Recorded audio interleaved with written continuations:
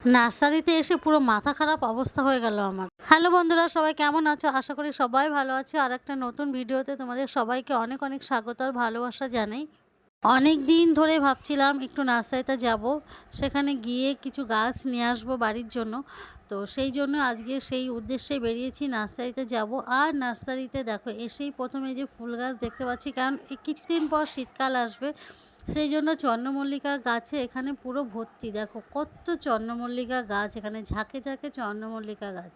আমরা যেটার উদ্দেশ্যে গেছিলাম, মানে স্ট্রবেরি গাছটা নেওয়ার জন্য গেছিলাম, কিন্তু এই মুহূর্তে স্ট্রবেরি গাছ এখন পাওয়া যাবে না, কিছুদিন পর থেকে আবার স্ট্রবেরি গাছ পাওয়া যাবে।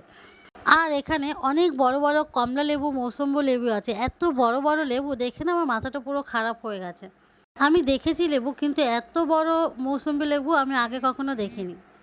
আর এদিকটা দেখো, আমরা সাদা বকফুল অনেকেই দেখেছি, কিন্তু লাল বকফুল আমরা কিন্তু দেখিনি, খুব কমই দেখা যায়। আমি তো আগে কখনো দেখিনি, কারণ এই যে প্রথম আমি দেখলাম লাল বকফুল। এই দেখো আমি কাছ থেকে তোমাদের দেখানোর চেষ্টা করছি, দেখো লাল বকফুল। আমি প্রথমবার এই বকফুলটা দেখলাম, লাল বকফুল। দেখো তো আমার মতন হয়তো তোমরাও প্রথমবার দেখবে। আর এইদিকে দেখো লেবু গাছে ভর্তি, প্রচুর লেবু হয়েছে। আর এটা একটা নতুন রকমের ফুল, যে ফুলটা আমি আগেও দেখিনি। আর এই সাইডে রয়েছে সব গোলাপ ফুল। গোলাপের পাতাগুলো নষ্ট হয়ে গেছে, ছোট ছোট যে গোলাপগুলো হয় না, এটা হচ্ছে সেই গোলাপের, প্রচুর আছে, কিন্তু এখানে পাতাগুলো এখন খারাপ হয়ে গেছে।